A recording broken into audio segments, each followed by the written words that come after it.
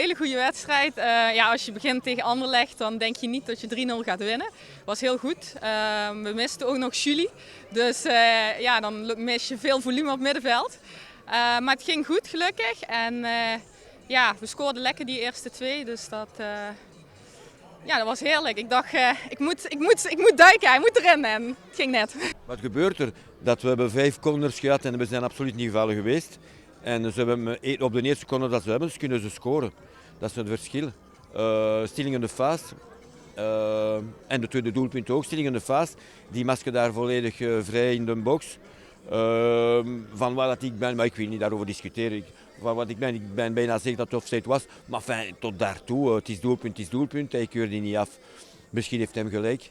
Maar, of heeft zij gelijk. Maar ja, het was 2-0 en dan moet je achter de feiten lopen. En dan vind ik dat de kwaliteit van Standaard komt door boven.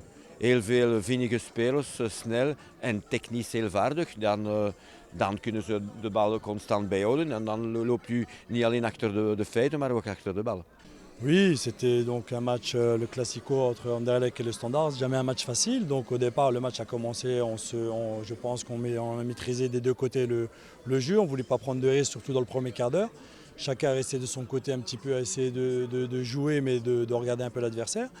Après, on est sorti un peu plus et dans notre temps fort, à un moment, vers la demi-heure de jeu, sur notre temps fort, on arrive à marquer un but et puis directement, mais le deuxième, je pense qu'à ce moment-là, Anderlecht, sur ces 5 minutes où ils sont passés à travers, on a réussi à mettre ces deux buts-là.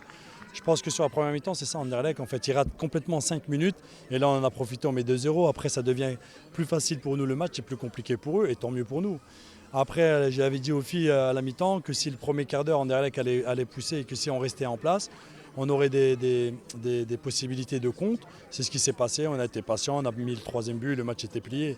Maintenant aussi, je dois dire qu'Anderlecht n'a jamais fermé le jeu, a joué même à 0-2 et c'est une bonne mentalité, tant mieux.